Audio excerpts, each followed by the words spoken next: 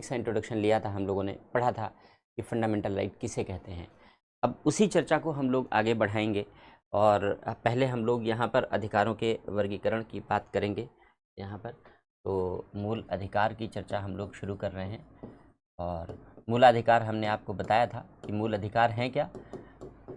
मूल अधिकार वस्तुतः व्यक्ति को दिए गए वे मूलभूत प्रकृति के अधिकार हैं। वे मूलभूत प्रकृति के अधिकार हैं जो व्यक्ति के विकास के लिए न केवल अनिवार्य हैं बल्कि अपरिहार्य हैं, यानी बहुत ज़रूरी हैं और इन्हें समाप्त नहीं किया जा सकता। अगर इन्हें समाप्त कर दिया जाए तो व्यक्ति का विकास, व्यक्ति का सर्वांगीण विकास अवरुद्ध हो जाता है, रुक जाता है। ऐसी मूलभूत प्रकृति के जो अधिकार होते हैं उन्हीं अधिकारों को हम लोग मूल अधिकार कहते हैं। तो वास्तव में अगर देखा जाए तो अधिकारों को अलग अलग भागों में वर्गीकृत भी किया जाता है। अधिकारों का वर्गीकरण,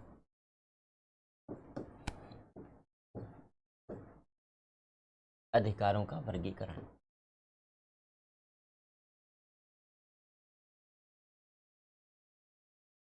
अब कॉन्सेप्ट के रूप में अधिकारों को बहुत सारे नामों से पुकारा जाता है। जैसे यहाँ तो हम लोगों ने मूल अधिकार की बात की, फंडामेंटल राइट की बात की, लेकिन और भी बहुत सारे नाम हैं जो मूलाधिकारों के अतिरिक्त अधिकारों के रूप में वर्णित किए जाते हैं। जैसे मानव अधिकार,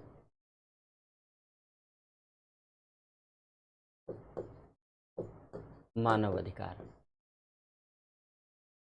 ह्यूमन राइट्स,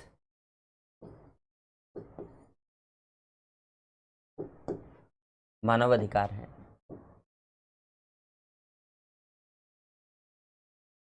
मूल अधिकार,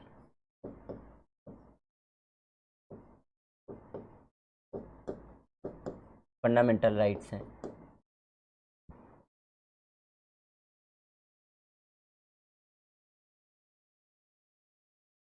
संवैधानिक अधिकार,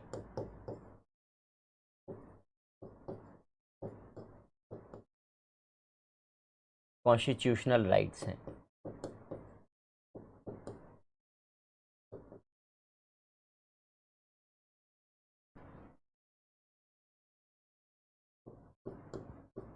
सांविधिक अधिकार,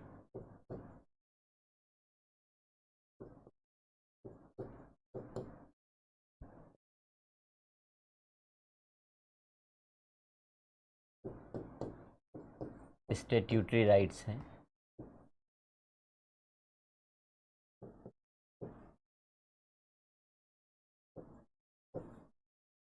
और कानूनी अधिकार, लीगल राइट्स। तो अधिकारों को हम लोग बहुत सारे भागों में वर्गीकृत कर सकते हैं, बहुत सारे भागों में बांट सकते हैं। इतने भागों में हम लोगों ने इसे बांट लिया। अब अलग अलग कॉन्सेप्ट है, अर्थ अलग अलग हैं। क्या हैं इन सब के अर्थ, हम लोग एक एक करके चर्चा करते हैं। सबसे पहले मानव अधिकार। तो मानव मतलब मनुष्य को मिलने वाले अधिकार। तो जो अधिकार हमें मिले हैं, हमारे अधिकार, मनुष्य के अधिकार, वे सब मानव अधिकार हैं। लेकिन दिए किसने हैं? प्रकृति प्रदत्त, नेचर ने दिए हैं। प्रकृति द्वारा मनुष्य को दिए गए अधिकार। ये माना जाता है कि ऐसे हालांकि अब इनके लिए कानून बन गए। जैसे हमारे यहाँ मानवाधिकार संरक्षण अधिनियम बन गया। तो अब मानवाधिकार संरक्षण अधिनियम तो अब अधिकारों की बात करता है, मानवाधिकारों की बात करता है, तो कानून बना दिया गया। लेकिन इनका जन्म कैसे हुआ? जन्म तो ये माना जाता है कि ये जो मानवाधिकार हैं ये व्यक्ति को प्रकृति ने उपलब्ध कराए हैं। क्यों? मनुष्य होने के नाते। जैसे जीवन, स्वतंत्रता, समानता का अधिकार।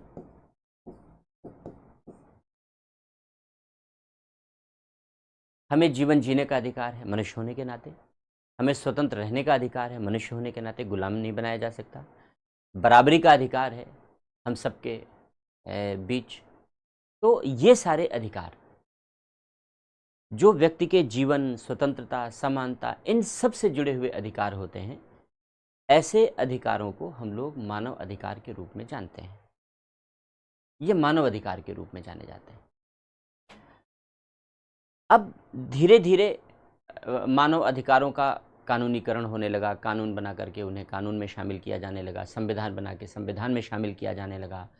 तो जब हमने संविधान बनाया तो संविधान में हमने ऐसे ही अधिकारों को संविधान में शामिल कर लिया। और कहाँ शामिल किया? हम लोगों ने भाग 3 में, कल हमने बताया था संविधान के भाग 3 में। तो भाग 3 में ऐसे ही अधिकारों को शामिल किया गया है जो वास्तव में मानवाधिकारों की प्रकृति के ही हैं, मूलतः मानवाधिकारों की प्रकृति के हैं। उन्हें हमने फंडामेंटल राइट कह दिया। लेकिन अब कॉन्सेप्ट के तौर पर मानवाधिकार और मूलाधिकार में अंतर है। कॉन्सेप्ट के तौर पर अंतर क्यों है? कॉन्सेप्ट के तौर पर अंतर इसलिए है क्योंकि अगर मानवाधिकार संरक्षण कानून हमारे यहाँ नहीं होता तो ये अधिकार कानून द्वारा संरक्षित नहीं थे। लेकिन जो मूल अधिकार के रूप में ये सारे अधिकार हैं वो संविधान के द्वारा संरक्षित हैं और विशेष रूप से भाग 3 में है, इसलिए विशेष रूप से संरक्षित है। इसका मतलब यह है कि अगर किसी के मूलाधिकार का उल्लंघन होता है, कैसे विशेष रूप से संरक्षित है? विशेष रूप से संरक्षण ये दिया गया है कि अगर किसी के भी मूलाधिकार का उल्लंघन होता है तो वो सीधे सुप्रीम कोर्ट जा सकता है। वैसे तो सुप्रीम कोर्ट में कोई सीधा मुकदमा नहीं जाता, कोई सीधा मुकदमा दायर नहीं होता, क्योंकि सुप्रीम कोर्ट अपीली न्यायालय है, सुप्रीम कोर्ट अपीली कोर्ट है, वहां पर अपीलें जाती हैं, सीधा मुकदमा नहीं जाता, केवल केंद्र राज्य का झगड़ा छोड़ करके। लेकिन अगर आपके मूल अधिकारों का उल्लंघन है जो भाग 3 में दिए गए हैं, अगर आपके मूल अधिकारों का उल्लंघन है तो आप सीधे सुप्रीम कोर्ट में मुकदमा दायर कर सकते हैं। केवल और केवल मूलाधिकारों के लिए ही हमें ये अधिकार दिया गया है, बाकी किसी के लिए हमें ये अधिकार दिया ही नहीं गया कि हम सुप्रीम कोर्ट में सीधे मुकदमा दायर कर सकें। तो एक विशेष प्रकार का संरक्षण दिया गया ऐसे अधिकारों को। क्यों? क्योंकि मैंने बताया कि मूलाधिकारों का अर्थ यही है कि ऐसे अधिकार जो हमारी जड़ों में समाहित हैं, जिनके अभाव में हम एक अच्छे जीवन की कल्पना कर ही नहीं सकते, जिनके अभाव में हम जी ही नहीं सकते, तो हमारे लिए अनिवार्य हैं और अपरिहार्य हैं, कभी समाप्त नहीं किए जा सकते, कभी ख़त्म नहीं किए जा सकते, ऐसी प्रकृति के अधिकार हैं। तो ऐसे ही अधिकारों को मूलाधिकारों का दर्जा दिया गया। तो अधिकारों में लगभग सिमिलैरिटी होती है, लेकिन अर्थ में अलग अलग है। जब हम मानवाधिकार की डेफिनेशन करते हैं तो हम कहते हैं ये मनुष्य को प्रकृति द्वारा दिए गए अधिकार हैं, मानवाधिकार। जब हम मूल अधिकारों की बात करते हैं तो हम कहते हैं अधिकार वही हैं यहाँ पर, लेकिन उन्हें हम कहते हैं कि संविधान के भाग 3 में दिए गए अधिकार हैं, उन्हें मूलाधिकार कहा गया है। अन्य देशों में ऐसे अधिकारों को अलग अलग नामों से पुकारते हैं, जैसे अमेरिका में बिल ऑफ राइट्स कह देते हैं, हमारे यहाँ मूल अधिकार कह देते हैं। तो नामकरण भिन्न भिन्न है, लेकिन ये अनिवार्य और अपरिहार्य प्रकृति के अधिकार हैं। बस इतनी सी बात यहाँ पर कॉमन है। संवैधानिक अधिकार का मतलब ये हो गया संविधान में वर्णित अधिकार।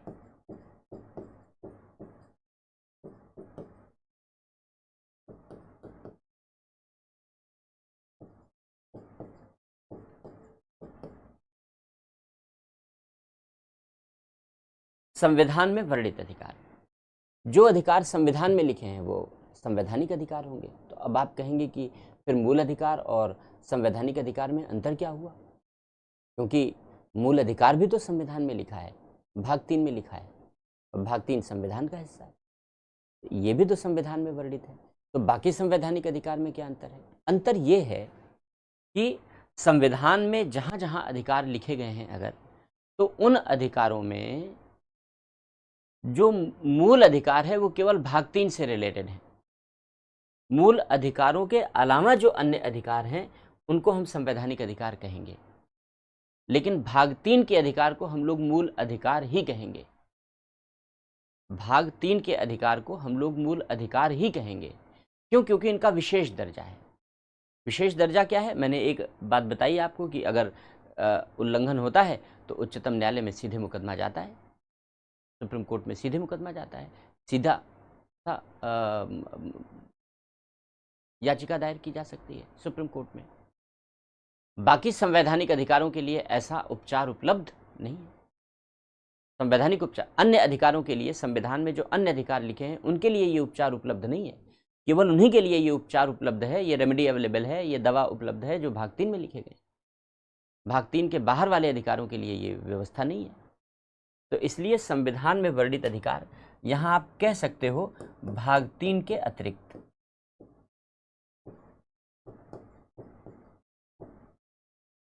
जैसे हम लोगों ने पढ़ा है संपत्ति का अधिकार,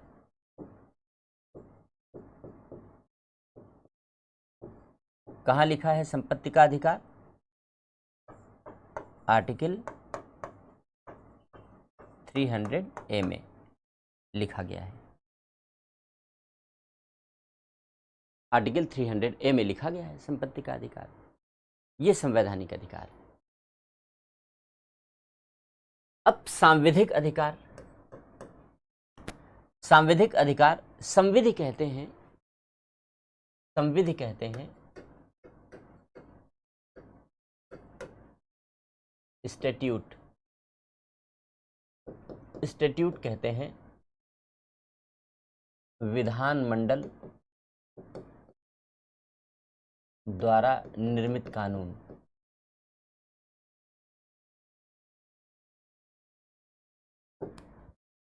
जिसे संसद ने बनाया है, राज्य के विधानमंडल ने बनाया है। तो संसद अगर किसी कानून को बनाती है, राज्य विधानमंडल किसी कानून को बनाता है, तो उसे स्टैट्यूट कहते हैं, उसे संविधि कहते हैं। तो ऐसे अधिकार जो संसद के द्वारा कानून बना के दिए गए हों और उसके अलावा ना लिखे हों, उसे हम कहते हैं सांविधिक अधिकार। संसद द्वारा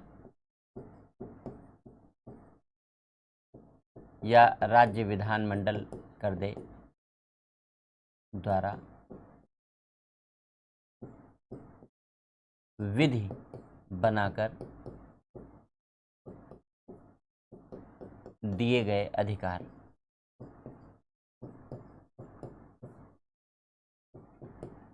अगर संसद कानून बना दे, कानून बना के कोई अधिकार दे दे, जैसे आरटीआई का नाम सुना है?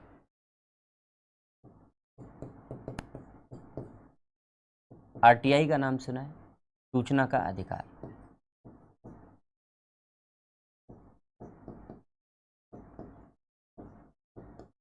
संसद ने इसके लिए कानून बनाया, सूचना का अधिकार अधिनियम 2005।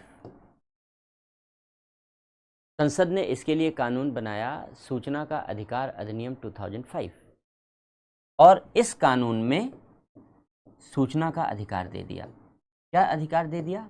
हमको किसी भी लोक प्राधिकारी से, पब्लिक अथॉरिटी से, सरकारी विभागों से, सरकारी संस्थाओं से हमको कोई भी सूचना प्राप्त करने का अधिकार दे दिया गया।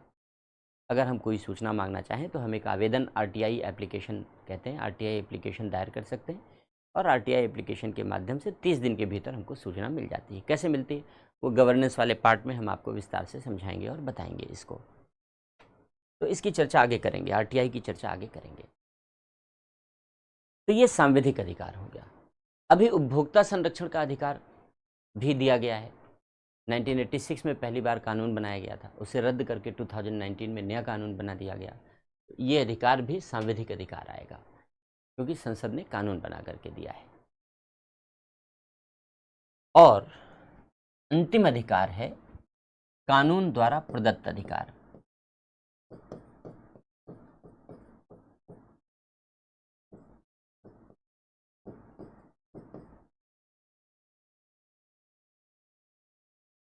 कानून द्वारा प्रदत्त अधिकार। अब जो कानून शब्द है यहाँ पर व्यापक अर्थ रखता है ना। कानून द्वारा प्रदत्त अधिकार का मतलब ये हो गया कि कोई भी कानून बना दे। जैसे आप लोगों ने हमसे सवाल भी पूछा, घोषित कानून क्या होता है, डिक्लेयर्ड लॉ क्या होता है। तो हमने आपको बताया आर्टिकल 141 के तहत सुप्रीम कोर्ट जब कोई निर्णय दे देता है, तो सुप्रीम कोर्ट का जो निर्णय है वो देश में घोषित कानून के रूप में लागू हो जाता है, डिक्लेयर्ड लॉ के रूप में लागू हो जाता है। ये भी एक प्रकार का लॉ है, ये भी एक प्रकार का कानून है। इसके अलावा जैसे विवाह का कानून है, तलाक का कानून है, उत्तराधिकार का कानून है, संपत्ति की वसीयत करने का कानून है, बच्चा गोद लेने का कानून है, तरह तरह के कानून हैं और उन कानूनों के माध्यम से अगर किसी भी प्रकार के अधिकार बनाए जाते हैं, अगर किसी भी प्रकार के अधिकार निर्मित किए जाते हैं, तो उनको हम कानूनी अधिकार कहते हैं, उनको कानूनी अधिकार कहते हैं, अगर कानून के द्वारा निर्मित कर दिए जाएं तो। अब जैसे देखो, कभी कभी कुछ अधिकार ऐसे होते हैं जो दोहरी तिहरी प्रकृति के होते हैं, जैसे संपत्ति का अधिकार। ये संवैधानिक अधिकार भी है, लेकिन संपत्ति का अधिकार सांविधिक भी है और कानूनी भी है। तीनों में आता है, तीनों में आता है। कैसे? क्योंकि आर्टिकल 300 ए कहता है कि संपत्ति का अधिकार दिया तो गया है प्रत्येक व्यक्ति को भारत में, लेकिन संपत्ति के इस अधिकार का प्रयोग संसद द्वारा बनाए गए कानून के अधीन किया जाएगा, यह अनुच्छेद कहता है। यह अनुच्छेद कहता है कि संसद की संपत्ति का अधिकार तो मिला है, लेकिन संपत्ति का अधिकार संसद द्वारा बनाए गए कानून के अधीन किया जाएगा। इसका मतलब ये है कि संपत्ति का उपयोग करने के लिए, या राज्य विधानमंडल भी कानून बना सकता है, राज्य विधानमंडल द्वारा बनाए गए कानून के अधीन किया जाएगा। इसका मतलब ये है कि संपत्ति का उपयोग हम कर तो सकते हैं, लेकिन उस उपयोग के लिए जो कानून संसद ने बनाया है, उस कानून के अधीन उपयोग करना पड़ेगा। तो अगर संसद ने कानून बना दिया है, बनाया ही है बहुत सारा, जैसे एक भूमि अधिग्रहण कानून जानते हो, बड़ा प्रचलित सा कानून है कि सरकार को ज़मीन लेनी है सड़क बनाने के लिए, रेलवे नेटवर्क बिछाने के लिए, अस्पताल स्कूल बनाने के लिए, तो ज़मीन लेती है, उसका मुआवजा देती है। इसको भूमि अधिग्रहण कानून कहते हैं। तो अब इस भूमि अधिग्रहण कानून को संसद ने बनाया है, तो ये क्या हो गया? सांविधिक। सांविधिक में आ गया, कानून बन गया, संसद ने बना दिया, सांविधिक आ गया, तो सांविधिक भी है। और चूंकि कानूनी दर्जा हासिल है, इसलिए कानूनी तो है ही, कानूनी तो है ही, क्योंकि कानून अपने आप में व्यापक है, कानून का दायरा व्यापक है। कानून के अंतर्गत संविधान भी आ जाता है, बाकी सारे कानून भी आ जाते हैं, क्योंकि संविधान भी एक प्रकार का कानूनी दस्तावेज है, लीगल डॉक्यूमेंट है, प्राथमिक कानून है। संविधान प्राथमिक कानून है, बाकी जो कानून है वो द्वितीयक कानून है। तो ये वर्गीकरण हो गए। अब इस वर्गीकरण में कभी कभी कुछ क्वेश्चन पूछे जाते हैं कि कौन सा अधिकार किस कैटेगरी में आता है, कौन सा अधिकार किस कैटेगरी में आता है। जैसे संपत्ति के अधिकार पर क्वेश्चन बना हुआ है, तो जो विकल्प हमारे सामने अवेलेबल होते हैं, उस विकल्प के आधार पर हम आंसर करते हैं। अब उसमें अगर हमारे पास ये तीनों दिए गए हैं, तीनों चुनने के ऑप्शन है, तो सारे चुन लेते हैं। अगर एक चुनना है तो हम अपनी वरीयता के आधार पर इसी तरीके से हम आंसर चुन लेते हैं कि कौन सा अधिकार हमारे लिए किस अधिकार की श्रेणी में आता है। तो ये अधिकारों का एक बेसिक सा वर्गीकरण है अधिकारों की समझ के लिए। अब हम लोग चूंकि मूल अधिकारों की चर्चा कर रहे हैं, तो मूल अधिकारों के विषय में हम लोग चर्चा कर चुके थे, कल कुछ अर्थ समझ लिया था। मूल अधिकारों का स्रोत, कहाँ से मूल अधिकार लिए गए हैं। हमें ये बात पता है कि भारतीय संविधान में मूल अधिकार अमेरिका से लिए गए हैं, ये तो हम लोग जानते हैं, अमेरिका से लिए गए हैं। और अमेरिका में इन्हें क्या कहते हैं? अमेरिका में इन्हें बिल ऑफ राइट्स कहते हैं।